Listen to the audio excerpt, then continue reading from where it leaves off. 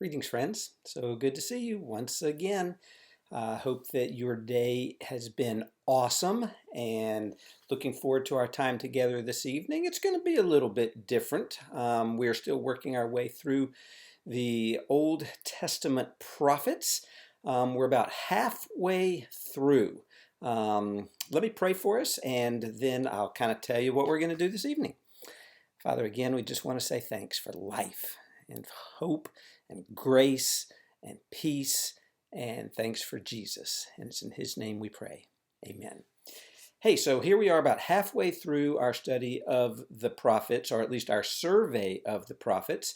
I thought that now might be a good time just to do a quick review. So I've got just a bunch of review questions that I'm going to just toss out there and then give you the answers to. If you want to pause the video and go to our website and the media page, and at the bottom of the media page there's a way for you to download each week's lesson, and so I have listed all of the review questions on that page if you want to download that and then just kind of fill in some of the answers. This is just a review of the things that I would hope you would remember from all the things that we have studied so far about the prophets. So most of them are very, very short answers, so we'll go through these very quick, but you'll see how it happens. And then once we finish that, we'll tackle the book of Obadiah this evening. All right, here we go. Question number one: what is the significance of the year 930 BC? So these first 5 questions kind of just give us a little bit of a framework for a historical timeline. So what's significant about the year 930 BC? Well, that's the year that King Solomon died, and his son Rehoboam ascended to the throne. Rehoboam did not treat the Israelites very well. There was rebellion, and Jeroboam ended up becoming the king of the northern 10 tribes. Rehoboam became the king of the 2 southern tribes, Benjamin and Judah. So 930 BC. And that sort of sets the stage for what happens in the years to come and all of the messages that we're going to be reading about from the prophets. So 930 BC. All right, what's significant about the year 722 BC? All right, so that's the year that the Assyrians invaded the northern kingdom and began to take a lot of the Israelites into exile. So 722 would be the Assyrian captivity. What's significant about the year 609 BC? Well, that's when there's a change in regime, and the Babylonians come in and put an end to the Assyrian Empire and begin to cart a lot of the Israelites from Judah off to Babylon. All right, what is the significance of the year 586 BC? Babylonians still in charge, but this is the year where they come in and they just destroy the city of Jerusalem, and they destroy the temple, and they take the last batch of exiles off to Babylon. And then what is the significance of the year 539 BC? That's when the Babylonian Empire comes to a close as the Persians come in and they take over that part of the world from the Babylonians. All right, just some dates to kind of keep in mind as we continue to talk about the prophets. Well, how many major prophets are there? Well, you'll remember there's 4 major prophets. There's Isaiah, Jeremiah, Ezekiel, and Daniel. And just remember, they are major prophets, not because they are more important, but because the books are longer. How many minor prophets are there? There's 12 minor prophets. In fact, they are often referred to as the 12, and starting with Hosea and going all the way through Malachi. All right, who was king when Isaiah was called by God? Well, you'll remember from Isaiah chapter 6, in the year that King Uzziah died. So Uzziah was king. Was he a good king or was he a bad king? Yes, he was mostly a good king. But then you'll remember our conversation that when he got to the end of his reign, he decided that it wasn't okay for him to go into the temple and to make sacrifices as if he were a priest. And he was confronted by the priests in the temple and said, King Uzziah, you can't be here. And he said, I'm the king. I can do whatever I want. And when he said that, his whole body began to break out in leprosy, and he went flying out of the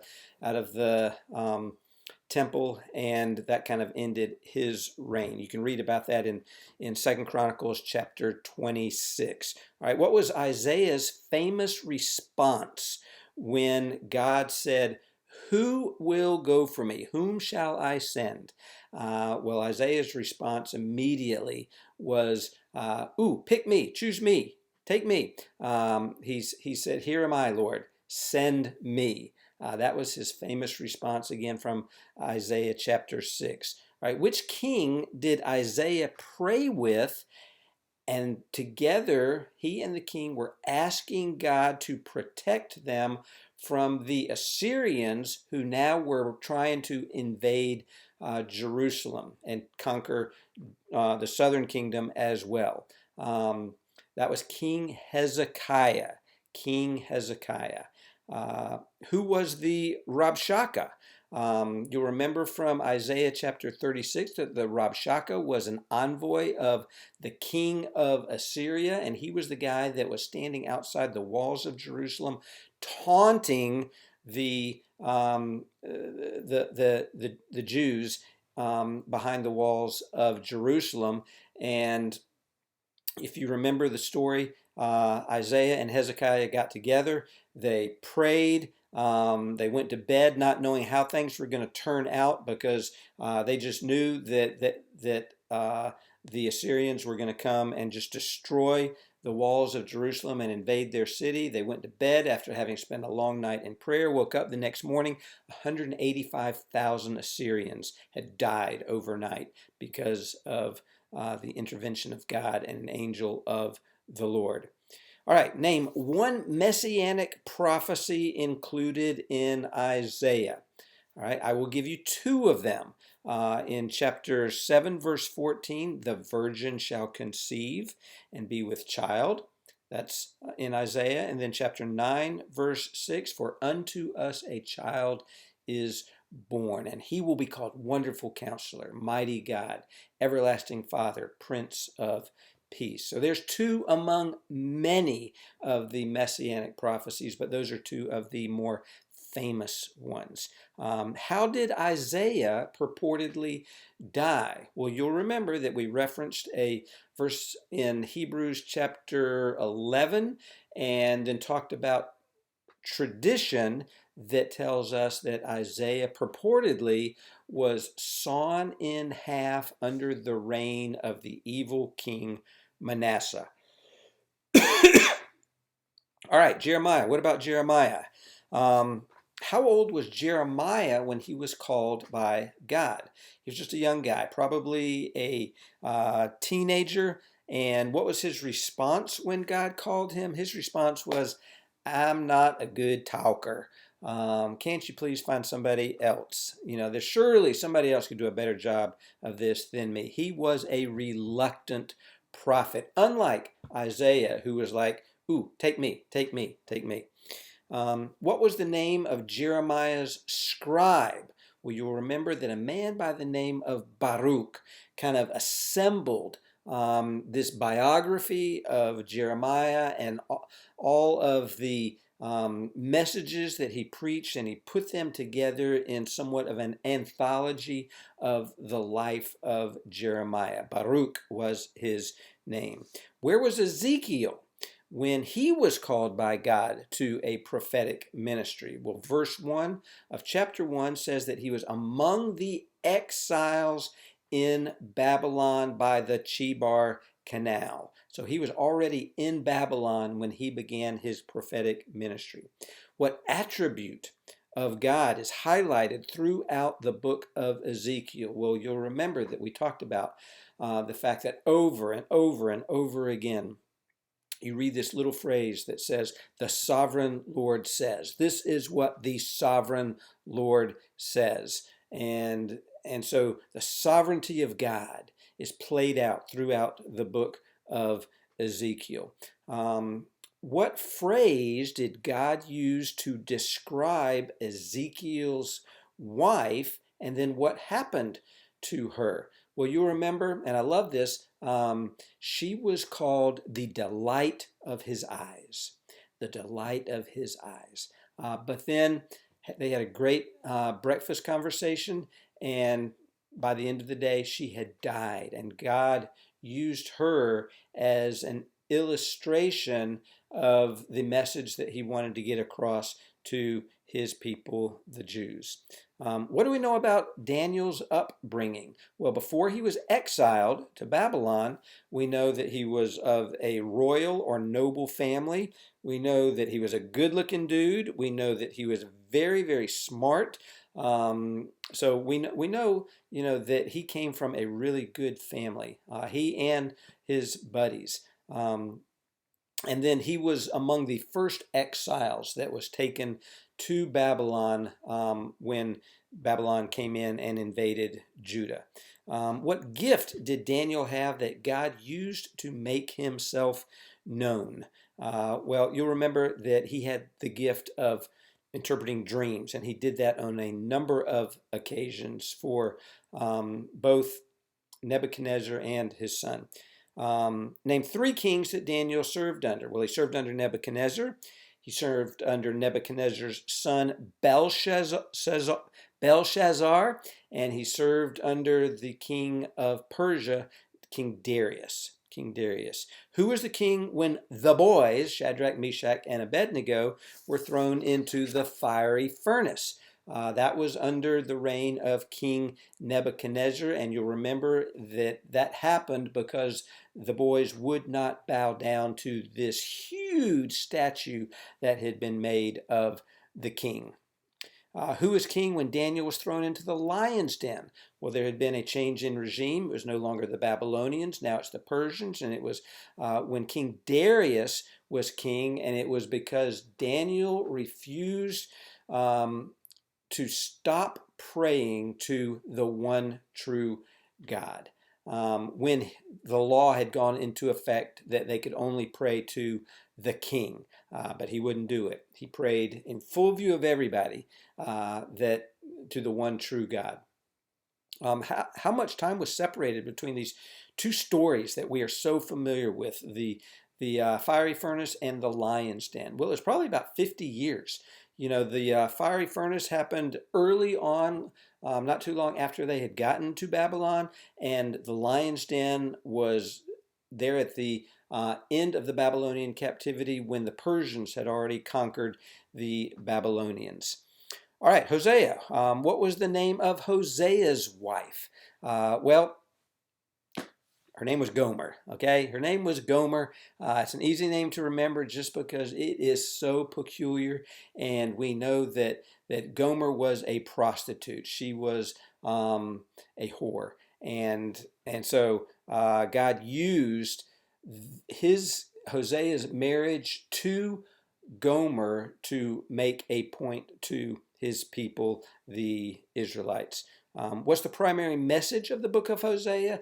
It's a book about God's unrelenting love for his people, that even when they turn their back on God and go whoring after other gods, God still pursues his people and relentlessly loves them despite the way that they have treated him. All right, Joel, what national disaster did Joel use to illustrate his prophetic message to Judah? Well, you'll remember that his whole message is kind of in the context of this swarm of locusts that come in and invade the country. And he uses that to illustrate how this swarm of outsiders is going to come in and invade the people of God. What kind of work did Amos do before he was called to preach? He was a shepherd. He was a shepherd. All right. Which prophet includes the verse, "The heart is deceitful above all things"? That is found in Jeremiah chapter 17, verse 9. Which prophet includes a very vivid description of what is known as the suffering servant? That is Isaiah chapter 53. Which prophet saw the glory of the Lord depart the temple? That was Ezekiel, found in chapter 10. Which prophet includes the verses, "I will pour out my spirit on all flesh. Your sons and daughters shall prophesy. Your old men shall dream dreams. Your young men shall see visions"? That is in the book of Joel. Which prophet talked about the valley of dry bones? That was in Ezekiel chapter 37. Which prophet was known as the weeping prophet? That was our friend Jeremiah, who also wrote the book of Lamentations and his lament over what was happening to his country. Which of the prophets that we have looked at so far primarily directed their message to the northern kingdom of Israel? Well, of the ones that we have looked at so far, only Amos and Hosea. Why do you think that most of the prophets directed their message to the southern kingdom of Judah? Well, I think the answer to that would be because of Jerusalem and how important Jerusalem and the temple was to the people of God. All right, there's just a bunch of questions that hopefully you remembered all the answers to. But those are some of the questions that I would hope that when we are finished with our study of the major and minor prophets, that you would still remember, because it's a good overview of what they are about. Okay, Obadiah. So we know that Obadiah is the shortest book in the Old Testament. Now, I'm going to cheat a little bit, and I'm going to let you in on a little secret. Even as you are watching this, I am out of town. And so I'm going to actually show a video from the Bible Project that is very well done, that will give you a really quick 5-minute summary of what the book of Obadiah is all about. It's very well done, and I couldn't say it any more succinctly myself, and because I'm out of town, I wanted to do this ahead of time, and I thought that this was a great way to do it. So sit back, relax. It's only about 5 minutes long, and by the end of this, you'll know a lot more about the prophet Obadiah. I'll be back at the end to sign off. The book of the prophet Obadiah. This is the shortest book in the whole Old Testament. It's a mere 21 verses. And at first glance, it does not look very promising. It's a series of divine judgment poems against the ancient people of Edom, which was a nation that neighbored Israel on the other side of the Dead Sea. However, there is way, way more going on here. So, first, here's the backstory. The people of Edom were unique because they had a shared ancestry with the Israelites. They both belonged to the family of Abraham, who, with Sarah, had their son Isaac, who, with his wife Rebekah, had 2 sons, Jacob and Esau. Now, the book of Genesis told us the story of these 2 brothers, and to say the very least, they had a tense relationship. They each later received the names Israel and Edom, which eventually became the name of the families that descended from them. And these families replayed the same difficult relationship of their ancestors. Israel and Edom had enormous tensions throughout the centuries, but they still shared that family bond. And it's that bond that was betrayed and shattered in the tragic events of Jerusalem's fall to Babylon. So when Israel was invaded and conquered by Babylon, the people of Edom took advantage by plundering other Israelite cities and then capturing and even killing Israelite refugees. Now, in other prophetic books, God held Israel's neighbors accountable for this kind of violence. And so here, Obadiah does the same for Edom. The short book has two halves. The first part is a series of accusations against the leaders of Edom, specifically for their pride and self-exaltation. Literally, as they lived up high in the desert rocks, but also metaphorically, they truly believed they were superior to the Israelites. And it's that pride that led the Edomites to not just stand idly by when Babylon came to destroy Jerusalem, but actually to participate in the destruction. And so God says through Obadiah that Edom will be brought down from their height and destroyed. As they have done to Israel, so it will be done to them. Now, right when you think you're going to hear more about how Edom will meet its doom, the topic suddenly shifts in verse 15. We hear this: "The day of the Lord is near against all nations." Now, why do we all of a sudden shift from Edom now to all nations? This first is a hinge piece, and it links the first half of the book to the second half, where Obadiah announces the day of the Lord, but not only for Edom. He widens his focus to include all nations. And Obadiah says that all prideful nations that act like Edom will face God's justice in the same way. They'll fall from their prideful heights and come to ruin. Now, the combination of these two sections, one about Edom, the other about all nations, shows us why Obadiah was so interested in this tiny southern neighbor of Israel. Obadiah sees Edom's pride and fall as an example, an image of how God will one day confront the pride of all nations and bring about their fall too. It's hardly coincidental that in Hebrew, the word Edom, or Edom, is spelled with the exact same letters as the word humanity, or in Hebrew, Adam. In Obadiah, Edom's rise and fall is a parable of how God's justice will one day oppose pride and violence among all nations in the day of the Lord. But as in all the prophets, God's judgment is never his final word. Specifically, remember the conclusion of the two books that came right before Obadiah, Joel and Amos. Joel had painted a picture of what will happen after the day of the Lord against all nations. He said that God would perform a new act of salvation in Jerusalem, and that all who humbled themselves and called upon him would be delivered. And in the conclusion of Amos, he said that after the day of the Lord has judged Israel's evil, God would raise up the house of David and build a new kingdom for Israel that would include Edom and all the nations called by my name. And so the book of Obadiah has been placed right after Joel and then Amos to expand on these very promises about the hope of God's kingdom over all of the nations. And so the book concludes with a very hopeful future. God says he's going to restore his kingdom over the New Jerusalem, that he'll repopulate it with a faithful remnant. And then from there, God's kingdom will expand to include all the territory and nations around Israel. And so this little book contributes to the larger portrait of God's justice and faithfulness that we're seeing in the prophets. The ancient pride and betrayal of the people of Edom becomes an example of the greater human condition, all of the ways that we betray and hurt each other in God's good world.